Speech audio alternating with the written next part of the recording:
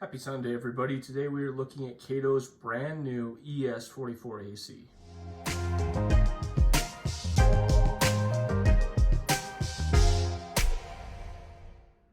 Alrighty, despite having a few issues earlier in the week with some other models, the process still continues, and I moved this particular locomotive up in the review schedule just a little bit, mainly because I did finish my testing and I'm thoroughly impressed with it, but I ran into some issues with the engine that I was going to review this week. So since these are still currently available, and I believe the Kato BNSF versions of these have dropped on Lombard recently, they're a really good price right now, so I kind of wanted to get this out there so people could see it.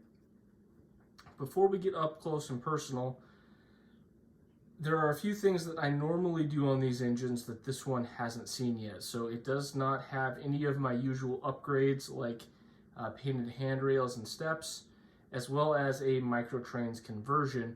And I do want to get into a little bit of that when we get a little farther into the review, but let's go ahead and take the time now to zoom in and take a look at what you get for your money. Okay, so if you've been in the hobby for a little while, this is really nothing new to you. Kato is kind of the standard bar for quality.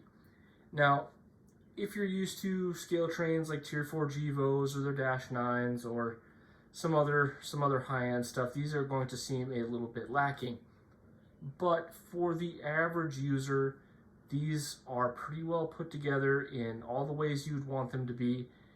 And honestly, in certain circumstances, I almost prefer a Kato versus some of those higher end units. Things with a lot of added detail, have a fragility to them that makes them a little bit difficult to handle. These are kind of the workhorse of most layouts. The handrails are really strong, well put together, firmly attached. Everything else is pretty robust. You're hard pressed to hurt a Kato locomotive.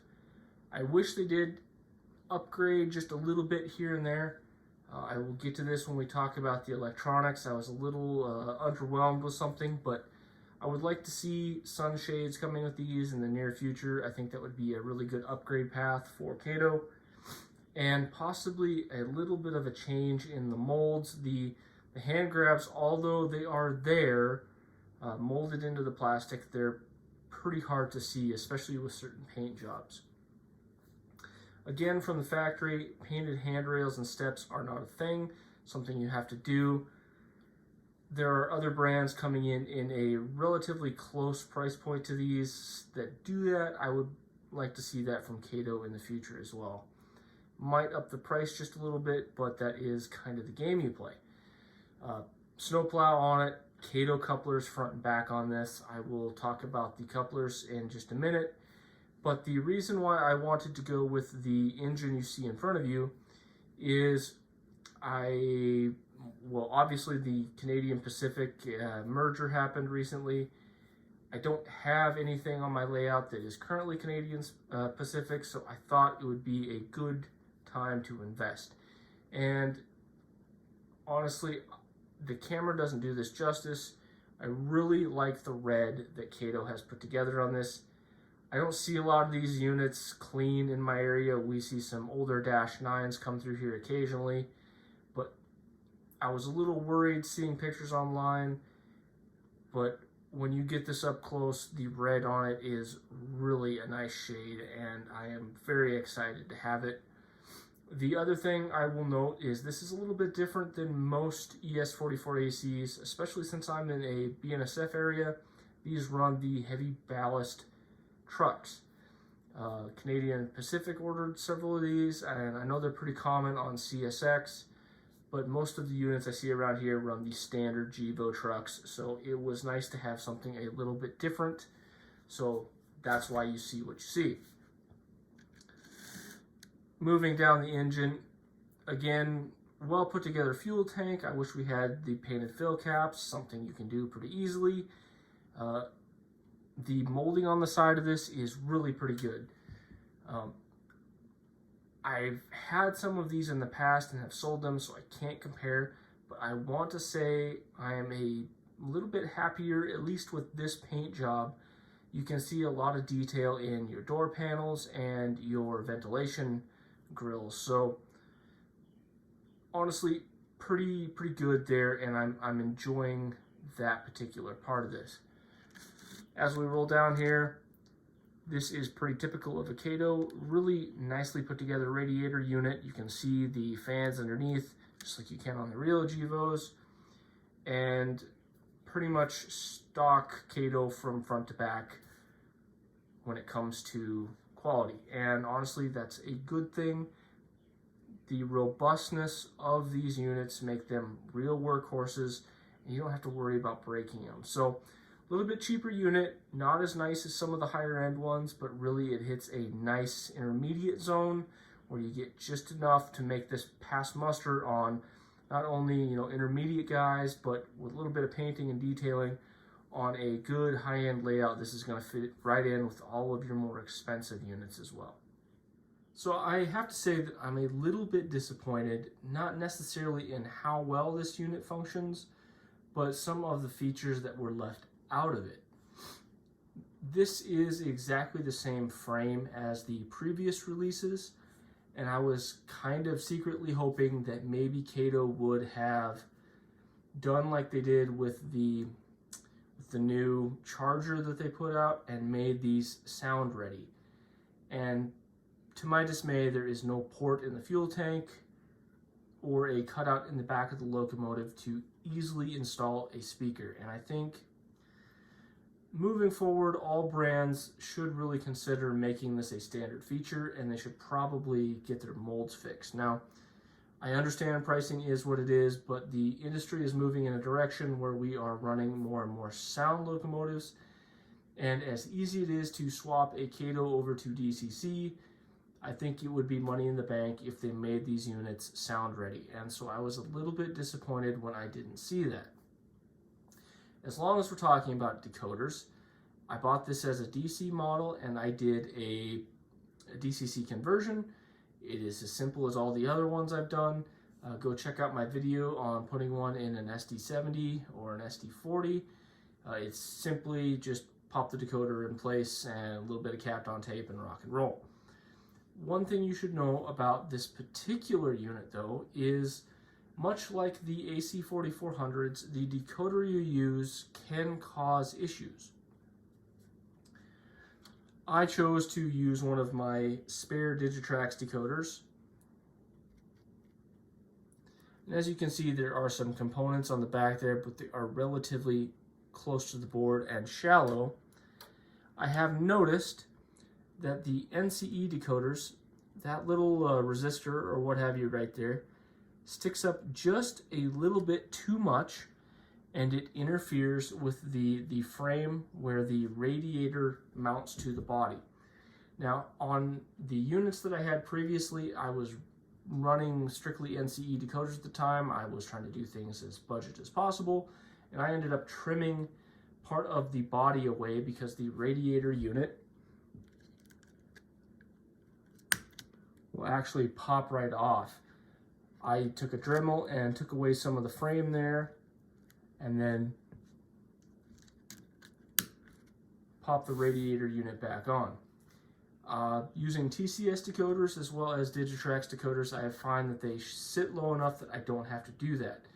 What this does is it creates a bit of an issue. The total body frame cannot seat all the way, into the detents where the inner frame connects to the body, and it ends up lifting your rear coupler up just enough that if you have any sort of grade, you are disconnecting from your rolling stock. Also, connecting to other engines can be a bit of a hassle. Honestly, most engines are a little bit off from one another. They're not perfectly aligned unless you do some shimming. And I seem to have a lot of trouble, especially with the Gevos and the AC4400s, making sure that wasn't a thing. So a lot of times I always tried to have two of them. You would put them tail to tail. That way they were interfacing with one another, and if those couplers were a little bit high, it could be dealt with. Now that comes to what I was going to talk about earlier, the microtrains conversion for this. You can certainly use the, I want to say it's a 2016 conversion kit. I have had issues with the couplers being just a little bit too low or too high in those particular situations. So I ended up running on most of them. I want to say the low slung one in the front and then the mid slung one in the rear. But just know that if you're going to do a microtrains conversion, you're probably going to have to do some shimming or some flipping of the bodies just to get your coupler height just perfect, because it seems like with all the GEVOs, the AC4400s from Kato, there's just something about the coupler height that doesn't quite work out. So it doesn't seem to be a problem running standard couplers. So if you want to keep the Katos on there, make sure you trim away the horn right there on the far side. That will make them work just a little bit better with all of the other couplers out there. But if you're going to do a microtrains conversion, you're going to need to do a little bit of fiddling, so make sure you get a couple of different types to make sure you get the coupler height just right. Continuing with the electronics, like I said, I have a Digitrax decoder in this, and I've been playing more and more with Digitrax. I want to have a few on my layout just so I can have something to compare with. I generally run TCS and everything, but honestly it gets kind of expensive constantly buying more and more TCS decoders. So I thought I would take an opportunity here and mess with a Digitrax. I have swapped in a couple of different Digitrax decoders, and I've had to mess with the speed matching settings just a little bit. But for the most part, slow speed control is pretty darn good. The momentum is a little bit trickier with the Digitrax to get functioning with all of my other units. It seems to kind of be all over the place. I have tried messing with some of the settings with the back EMF and some other motor hum type stuff. But honestly, with the Digitrax decoder, if you're only using this with one or two other engines, speed matching is pretty easy and the performance is there. You're definitely going to have to go in and change some stock settings because it will run pretty darn slow unless you up your CV6 and CV5. So something to be aware of. However, while I was testing this, I just took a TCS decoder out of one of my SD70 Macs, popped it in here, left all the settings the same, and put it in consist with a couple of my other engines that have TCS decoders. Speed match right from the factory, so it uses essentially the same type of motor that all the other Katos use. So should you have a couple of these, you're running all TCS decoders. For freight pulling speeds, nothing over about 70 scale miles per hour, you basically can use the same settings from engine to engine for your CV2, 6, and 5. Everything will be within a margin of error speed matched, and it should function in consist pretty well with all of your other TCS decodered engines. So you pay a little bit of a premium for those decoders, but they really do make this engine run well. And if you put my standard settings with about 20 in your CV3 and CV4 for momentum, it is as smooth as butter and is excellent slow speed control. So they've got the motor dialed in on this. It's a good puller. If you watched the pre-review run, you will see this running in consist with an SD75. That is actually a dummy engine. So this engine was pulling the dummy as well as 24 coal porters from Kato. So quite the load. Keep in mind I have a flat layout now, but it is a powerful engine. It has good weight, and it will be really good if you have this with a couple other engines. It should be able to pull a hefty load on just about any layout. I did put it in a couple of situations where it was trying to go up a hill. I did notice I got better performance out of the TCS decoder, although I do not have my system set up for testing it scientifically. I was able to pull more cars with the TCS decoder. So still following the same trend there. It seems like the back EMF in the TCS decoders really functions well with Kato motors and is going to give this the best performance you can get out of it. One other thing I wanted to state while we're still talking about electronics is the light pipes in this are perfection. Whether you are running a Digitrax or an NCE decoder, the headlight and ditch lights are nicely lit. They are good and even across the entirety of the engine. You don't have one that is, dimmer than the other. And with a TCS decoder installed, it is so bright it's almost obnoxious. So light pipes on this are well engineered and there's no cab bleed. So big plus on that. That is something that I really like that Kato does really well. So honestly, this is going to be kind of a short review. I kind of gave you my thoughts. I am toying with the idea of maybe selling some other engines and getting a BNSF version of this just because they are so ubiquitous in my area. I mean, it's nothing but Dash 9s and Gevos really when it comes to the BNSF stuff that I see. So it might be maybe I'll sell this one and get a BNSF. I'm not really sure, but at the end of the day, I definitely recommend this. I wish Kato would have made it sound ready. It would have been such a great deal, even if it was slightly more expensive. But currently you can get these for about 90 bucks shipped on Lombard, and for that kind of money, this is a no-brainer. They absolutely work great. The usability of these things is next level. I mean, they're just like every other Kato. They don't suffer from the problems that some of the SD70s have, where they don't like to be pushed.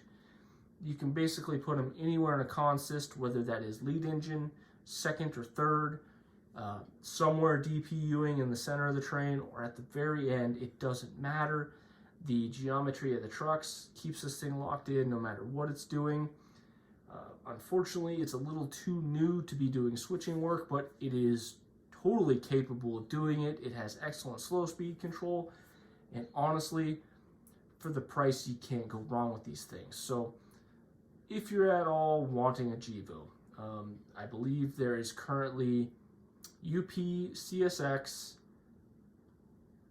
there are, I think, still Canadian Pacifics available, and the BNSF ones just hit Lombard. So for that $90 shipped range, man, you can't go wrong with these. Slap a Digitrax decoder in here, you're looking at like $125 for an excellent DCC engine. Spend the extra $10 to put a TCS in here, and you got something that will really function good with all of your other engines. Not to mention the absolute butter smooth slow speed control with this thing, with that TCS decoder installed, is just next level. So